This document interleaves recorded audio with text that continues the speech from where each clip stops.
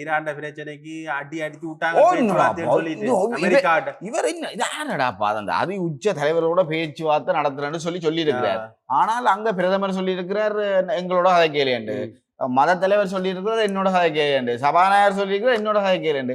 இவர் யார் இப்ப அதி உச்ச தலைவரோட கதைக்கிறார்? யாரோட கதைச்சான்னு இவர் கதைக்கிறார் கதை வந்தோன்னு தான் அவன் கொடுத்தவன் கொடுத்தான் பெரிய ஆடி. திருப்பி வேலும் திருப்பி பாரு கடிச்சிருக்கீங்க, திருப்பி தொடங்கி இருக்கு. திருப்பி ஒரு 2-3 பாப்போம். நானும் நிறைய பேர் கேட்டு நான் அமெரிக்காவுக்குள்ள இறங்கி ஈரானால் அடிக்கிறாதோ ஏன்னு கேட்டேன். நான் சொன்ன வந்தளவு பலம் பொருந்திய நாடு, பலம் பொருந்திய இதுகளை தான் வச்சிருக்க மாட்டேன்.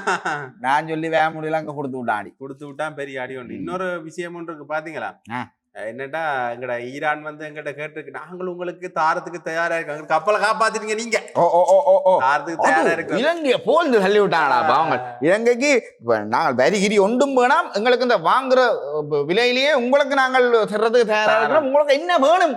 உடுப்பு கடைக்காரங்களா இருப்பாங்க, எடுத்த விலைக்கு என்ன வேணும் கேட்கிறான்டா. என்ன வேணும் ஆட்கள் முடிச்சு கொண்டிருக்கிறோம். சொன்னா அப்படி சொன்னால் அமெரிக்கா தார சாமான் பெறா விட்டுருமோ, சொன்னாலும் இந்தியா வேந்து அங்க இங்க வாங்க உங்களோட கதை கூப்பிடுவானோ. இப்படி பல சிக்கலுக்குள்ள மண்டைய முடிஞ்சோன்னு. ஆனா இவைகளுக்கு ஒரு சந்தர்ப்பமா போச்சுடாப்பா. என்ன சொல்லுவாப்போ, மத்திய கிழக்குல பிரச்சனை, இப்ப சாமான் விலை கூட போகுது, அப்ப விலை கூட்டுவோம், சுற்றுலாத்துறையில வருமானம் இல்ல, அதை இதுல ஓட்டு மாட்டு செஞ்சு என்ன செய்ய தெரியாது முடிச்ச ஒரு தாங்களுக்கு இது ஒரு வரப்பிரசாதம், குறைக்கலாம். ஓம் ஓம் ஓம் ஓம்.